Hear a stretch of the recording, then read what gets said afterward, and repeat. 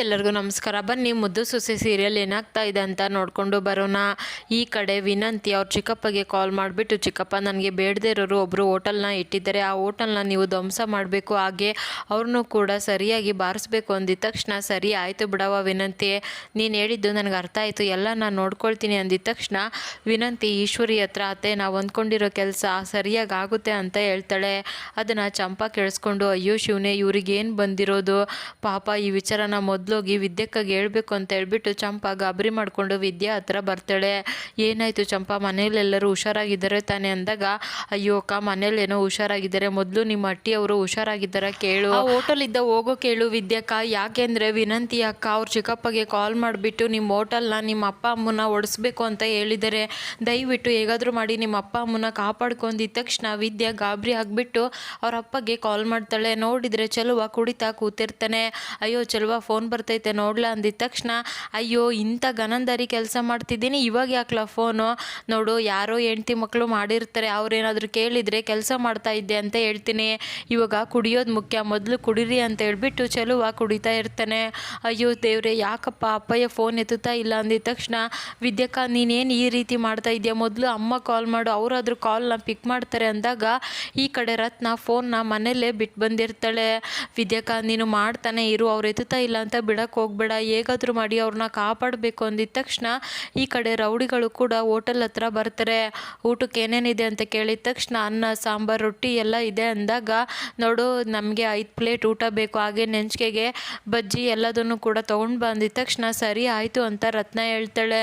ಅದೇ ಟೈಮ್ಗೆ ವಿದ್ಯಾ ಕ್ವಾಟ್ಲೆಗೆ ಕಾಲ್ ಮಾಡ್ತಾಳೆ. ಅದಕ್ಕೆಮ್ಮ ಯಾಕೆ ಕಾಲ್ ಮಾಡ್ತವ್ರೆ ಅಂದಿದ ತಕ್ಷಣ, ಅವಳ ಹತ್ರ ಫೋನ್ ಹೆಂಗ್ಲ ಬಂತು ಅಂತ ಭದ್ರ ಕೇಳ್ತಾನೆ. ಅಂದರೆ ಚಂಪಾ ಫೋನಿಂದ ಮಾಡ್ತವ್ರೆ ಅಂತ ಹೇಳ್ದೆ ಅಷ್ಟೇ ಅಂದಾಗ, ಚಂಪಾ ಫೋನ್ ಅಂದಮೇಲೆ ಚಂಪಾ ಅಂತ ಹೇಳ್ಬೇಕು, ಅದಕ್ಕೆಮ್ಮ ಅಂತ ಹೆಂಗ್ಲ ಹೇಳ್ದೆ ಅಂದಿದ ತಕ್ಷಣ, ಅಯ್ಯೋ ನನಗೆ ದಿವ್ಯ ದೃಷ್ಟಿ ಇದೆ, ಅದಕ್ಕೆ ಮನೆ ಫೋನ್ ಮಾಡಿರ್ತಾರೆ, ನೀನು ಸುಮ್ಮನಿರೋ ಅಣ್ತಮ್ಮ ಅಂತ ಫೋನ್ನ ಪಿಕ್ ಮಾಡಿದ ತಕ್ಷಣ, ಕ್ವಾಟ್ಲೆ ಅಣ್ಣ ನೀವು ಎಲ್ಲಿದ್ದೀರಾ ಅಂತ ಕೇಳ್ತಾಳೆ. ನಾವು ಊರೊಳಗೆ ಬಂದಿದ್ವಿ ಅಂದಿದ ತಕ್ಷಣ, ನೀವು ಅಲ್ಲಿಗೆ ಹೋಗಿದ್ದು ಒಳ್ಳೇದೇ ಆಯಿತು, ಹೋಟೆಲ್ ಹತ್ರ ಯಾರೋ ರೌಡಿಗಳು ಬಂದುಬಿಟ್ಟು ಅವ್ವಗೆ ತೊಂದರೆ ಕೊಡ್ತವ್ರಂತೆ, ಹೋಗ್ಬಿಟ್ಟು ಸ್ವಲ್ಪ ಕಾಪಾಡಿ ಅಂದಿದ ತಕ್ಷಣ, ಅದಕ್ಕೆಮ್ಮ ಇವಾಗೆ ಹೋಗ್ತೀವಿ ಅಂತ ಹೇಳ್ತಾನೆ. ತಮ್ಮ ಯಾರೋ ನಿಮ್ಮ ಅತ್ತೆ ಹತ್ರ ಬಂದುಬಿಟ್ಟು ರೌಡಿಗಳು ಗಲಾಟೆ ಮಾಡ್ತಾರಂತೆ ಬಾ ಅಂದಿದ ತಕ್ಷಣ, ಯಾರೇನಾದರೂ ಮಾಡ್ಕೊಳ್ಳಿ ನಾನು ಎಲ್ಗೂ ಬರೋದಿಲ್ಲ ಅಂತ ಹೇಳ್ತಾನೆ. ನೀನು ಈ ರೀತಿ ಮಾತಾಡ್ತೀಯ ಅಂತ ಅಂದ್ಕೊಂಡಿರಲಿಲ್ಲ, ಅಲ್ಲಿ ಕಷ್ಟದಲ್ಲಿ ಅವರೇ, ನಿನಗೆ ಮಾನವೀಯತೆ ಅನ್ನೋದೇ ಇಲ್ವಾ, ಬಾ ಅಂತಮ್ಮ ಅಂದಿದ ತಕ್ಷಣ, ದುಡ್ಡು ಕೊಟ್ಬಿಟ್ಲು ಬಾರ್ಲಾ ನಾನು ಊರಿಗೆ ಹೋಗ್ಬೇಕು ಅಂತ ಹೇಳ್ಬಿಟ್ಟು ಭದ್ರ ಗಾಡಿನ ಹತ್ಕೊಳ್ತಾನೆ. ಏನಾಗಿದೆ ಅಂತಮ್ಮ, ಯಾಕೆ ಈ ರೀತಿ ಮಾಡ್ತಾ ಇದೆಯಾ ಅಂದಾಗ, ನೀನೇನು ಇವಾಗ ಬರ್ತೀಯ, ನಾನೊಬ್ಬನೇ ಹಟ್ಟಿ ಕಡೆ ಹೋಗ್ಲಾ ಅಂದಿದ ತಕ್ಷಣ, ಈ ಕಡೆ ಕ್ವಾಟ್ಲೆ ಹೇಗಪ್ಪ ಈ ಅಣ್ತಮ್ಮನ ಒಪ್ಸೋದು ಅಂತ ನೋಡ್ತಾ ಇರ್ತಾನೆ. ಅದೇ ಟೈಮ್ಗೆ ಈ ಕಡೆ ಊಟನ ತೊಗೊಂಡು ಬಂದು ರತ್ನ ಬಂದಿದ್ದ ತಕ್ಷಣ, ಬೇಕು ಅಂತಾನೆ ರೌಡಿಗಳು ಕುಡಿತಾ ಕೂತಿರ್ತಾರೆ. ಏನು ಮಾಡ್ತಾ ಇದ್ದೀರಾ ನೀವಿಲ್ಲಿ, ನೋಡಿ ಇಲ್ಲಿ ಮಕ್ಕಳು ಹೆಣ್ಣೈಕ್ಳು ಬಂದು ಊಟ ಮಾಡ್ತಾರೆ, ಈ ಜಾಗದಲ್ಲಿ ನೀವು ಈ ರೀತಿ ಮಾಡಬಾರ್ದು, ನಾವು ಇದನ್ನು ಹೊಟ್ಟೆಪಾಡಿಗೋಸ್ಕರ ಹೋಟೆಲ್ನ ನಡೆಸ್ತಾ ಇದ್ದೀವಿ, ನಿಮ್ಮಿಂದ ನಮಗೆ ತೊಂದರೆ ಆಗುತ್ತೆ, ನೀವು ಬೇಕು ಅಂದರೆ ಆಚೆ ಹೋಗಿ ಕುಡೀರಿ ಅಂದಿದ ತಕ್ಷಣ, ಏನು ನನಗೆ ಅವಾಜ್ ಆಗ್ತಾ ಇದೆಯಲ್ವಾ, ಎಲ್ಲಿ ಏನು ಮಾಡಬೇಕು ಅಂತ ನನಗೆ ಗೊತ್ತು, ಸುಮ್ಮನೆ ಊಟ ತೊಗೊಂಡು ಬಂದಿಟ್ಟು ಹೋಗು ಅಂದಿದ ತಕ್ಷಣ, ಯಾಕೆ ನಿಮಗೆ ಸಮಾಧಾನದಿಂದ ಹೇಳಿದ್ರೆ ಅರ್ಥ ಆಗೋದಿಲ್ವಾ, ಇಲ್ಲಿ ಮಾಡೋ ಆಗಿಲ್ಲ ಅಂದರೆ ಮಾಡೋ ಆಗಿಲ್ಲ, ಮೊದಲು ನೀವು ಕುಡಿಬೇಕು ಅಂದರೆ ಬಾರ್ಗೆ ಹೋಗಿ ಕುಡ್ಕೊಳ್ಳಿ ಅಂತ ಹೇಳಿದ ತಕ್ಷಣ, ಏನು ನನ್ನ ಮುಂದೆನೇ ನಿಂತ್ಕೊಂಡು ಅವಾಜ್ ಆಗ್ತೀಯಾ, ಏನೋ ನೋಡ್ತಾ ಇದ್ದೀರಾ, ಎಲ್ಲದನ್ನೂ ಹೊಡೆದು ಪೀಸ್ ಮಾಡಿ ಬಿಸಾಕ್ರು ಅಂತ ಹೇಳ್ಬಿಟ್ಟು ಹೋಟೆಲ್ನೆಲ್ಲ ಹೊಡಿತಾ ಇರಬೇಕಾದ್ರೆ ರತ್ನಾಗಂತೂ ಏನು ಮಾಡಬೇಕು ಅಂತಲೇ ಗೊತ್ತಾಗ್ತಾ ಇರೋದಿಲ್ಲ. ಅದೇ ಟೈಮ್ಗೆ ಭದ್ರ ಕೂಡ ಅಲ್ಲಿಗೆ ಬರ್ತಾನೆ. ಅಯ್ಯೋ ಅಣ್ತಮ್ಮ ಅಲ್ಲಿ ನೋಡು ಅಣ್ತಮ್ಮ, ನೀನು ಒಬ್ಬರಿಗೆ ಸಹಾಯ ಆಗಲಿ ಅಂತ ಹೋಟೆಲ್ನ ಇಟ್ಕೊಟ್ಟಿದ್ಯಾ, ಆದರೆ ಆ ರೌಡಿಗಳು ಅದನ್ನೆಲ್ಲ ಹೊಡೆದು ಪುಡಿ ಮಾಡ್ತವ್ರೆ, ಬಾ ಅಣ್ತಮ್ಮ ಅಂತ ಕರೆದಾಗ, ಸುಮ್ಮನೆ ಕುತ್ಕೊಳ್ಳ ಕ್ವಾಟ್ಲೆ ಅಂತ ಹೇಳ್ತಾನೆ.